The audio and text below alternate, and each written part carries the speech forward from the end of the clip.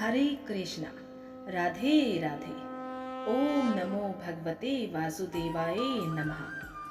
भाद्रपद मास के शुक्ल पक्ष की परिवर्तनी एकादशी का व्रत कब रखा जाएगा, आज की इस वीडियो में जानते हैं। भाद्रपद महीने के शुक्ल पक्ष की एकादशी को परिवर्तनी एकादशी मनाई जाती है। परिवर्तनी एकादशी को जल जोड़नी एकादशी, पद्मा एकादशी भी कहा जाता है। धार्मिक शास्त्रों के अनुसार आषाढ़ मास के शुक्ल पक्ष में भगवान विष्णु 4 मास के लिए योग निद्रा में होते हैं, जिसके बाद भाद्रपद के शुक्ल पक्ष की एकादशी के दिन वो करवट लेते हैं, इसलिए इस परिवर्तनी एकादशी कहा जाता है। इस दिन भगवान विष्णु की विधिवत पूजा करने के साथ व्रत रखने से हर तरह के पापों से मुक्ति मिलती है और मोक्ष की प्राप्ति होती है। एकादशी के व्रत को करने से भगवान विष्णु आपके आर्थिक कष्ट दूर करते हैं और आपके घर को सुख समृद्धि से भर देते हैं। वहीं परिवर्तनी एकादशी का व्रत करने से धन धान्य में वृद्धि होती है और जीवन में खुशहाली बनी रहती है। जो लोग केवल परिवर्तनी एकादशी की व्रत कथा मात्र को भी सुनते हैं, उनको हजारों अश्वमेध यज्ञ कराने के बराबर भी पुण्य फलों की प्राप्ति होती है। चलिए अब जानते हैं कि साल 2024 में परिवर्तनी एकादशी का व्रत कब रखें। पंचांग के अनुसार इस साल भाद्रपद महीने के शुक्ल पक्ष की एकादशी तिथि 13 सितंबर शुक्रवार को रात 10:30 से प्रारंभ होगी। इस तिथि का समापन 14 सितंबर शनिवार को रात 8:41 पर होगा। तो उदय तिथि को देखते हुए परिवर्तनी एकादशी का व्रत 14 सितंबर शनिवार को रखा जाएगा। अब जानते हैं कि परिवर्तनी एकादशी के दिन पूजा के लिए शुभ मुहूर्त क्या रहेगा। पंचांग के अनुसार भाद्रपद महीने के शुक्ल पक्ष की चतुर्थी तिथि 14 सितंबर 2024 की रात 8:41 तक रहेगी, जिसमें पूजा का शुभ मुहूर्त सुबह 9:11 से 10:44 तक रहेगा। इसके बाद राहु काल शुरू हो जाएगा। पंचांग के मुताबिक परिवर्तनी एकादशी पर रवि योग सुबह 6:10 से रात्रि 8:31 तक रहेगा। वहीं इसके बाद सर्वार्थ सिद्ध योग शुरू हो जाएगा। साथ ही इस दिन उत्तराषाढ़ा नक्षत्र और शोभन योग का भी निर्माण हो रहा है, जिन्हें ज्योतिष में बेहद ही शुभ माना जाता है। इसीलिए इन योगों में भी आप पूजा कर सकते हैं। अब परिवर्तनी एकादशी का व्रत अगर आपने रखा है तो उसका पारण आपको कब करना चाहिए, जानते हैं।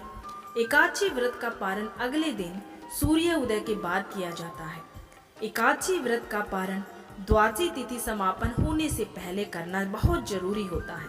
यदि द्वादशी तिथि सूर्य उदय से पहले समाप्त हो गई हो तो ऐसे में भी एकादशी व्रत का पारण सूर्य उदय के बाद ही होता है। द्वादशी तिथि के अंदर एकादशी का पारण न करना पाप के समान माना जाता है। परिवर्तनी एकादशी व्रत का पारण 15 सितंबर को किया जाएगा। पारण का मुहूर्त सुबह 6:06 से 8:34 तक रहेगा। इसी दौरान परिवर्तनी एकादशी का व्रत खोलना चाहिए। एकादशी व्रत का पारण हरिवासर के दौरान भी नहीं करना चाहिए। जो श्रद्धालु व्रत कर रहे हैं उन्हें व्रत खोलने से पहले हरिवासर समाप्त होने की प्रतीक्षा करनी चाहिए और शुभ मुहूर्त में ही व्रत का पारण करना चाहिए। हरिवासर द्वादशी तिथि की पहली 1/4 अवधि है। व्रत खोलने के लिए सबसे उपयुक्त समय प्रातःकाल ही होता है। व्रत करने वाले श्रद्धालुओं को मध्याह्न के दौरान व्रत खोलने से बचना चाहिए। कुछ कारणों की वजह से अगर कोई प्रातःकाल पारण करने में सक्षम नहीं है तो उसे मध्याह्न के बाद ही व्रत का पारण करना चाहिए। अब परिवर्तनी एकादशी व्रत की पूजा विधि। परिवर्तनी एकादशी के दिन ब्रह्म मुहूर्त में उठकर स्नानादि से निवृत्त हो जाए। इसके बाद स्वच्छ वस्त्र धारण कर एकादशी के व्रत का संकल्प ले भगवान विष्णु की पूजा आरंभ करें। सबसे पहले भगवान विष्णु को जल चढ़ाएं। इसके बाद भगवान विष्णु को पीला चंदन, कुमकुम, अक्षत लगाए। इसके बाद फूल, माला, तुलसी दल अर्पित करें। अब भगवान विष्णु को पीले रंग की मिठाई का भी भोग लगाएं। धूप और देसी घी का दीपक जलाकर भगवान विष्णु की एकादशी व्रत की कथा की सुने। इसके बाद भगवान विष्णु की चालीसा और भगवान विष्णु के मंत्रों का जाप करें। फिर आरती करें। अंत में भगवान श्री हरि नारायण से पूजा या व्रत में हुई भूल चूक के लिए माफी मांग लें।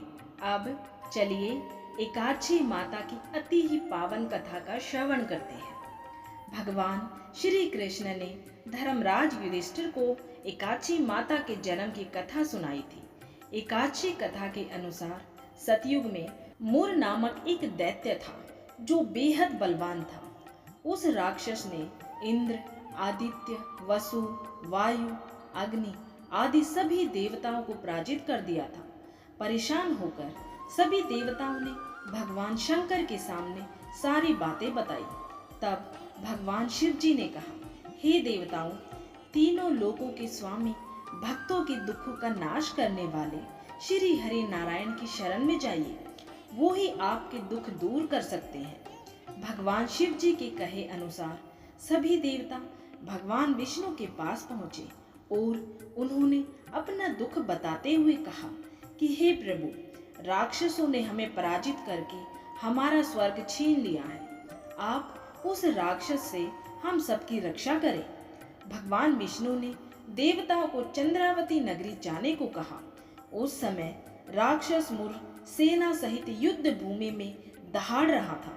तब खुद भगवान हरि श्री हरि विष्णु रणभूमि में आए और उन्होंने राक्षस मुर से युद्ध किया। ये युद्ध पूरे 10,000 वर्ष तक चलता रहा, लेकिन मुर नहीं मारा गया। फिर भगवान विष्णु बद्रिकाश्रम चले गए। वहाँ हेमवती नामक एक सुंदर गुफा थी। उसमें कुछ दिन आराम किया। ये गुफा 12 योजन लंबी थी और उसका एक ही दरवाजा था। भगवान विष्णु वहाँ आराम करते करते सो गए।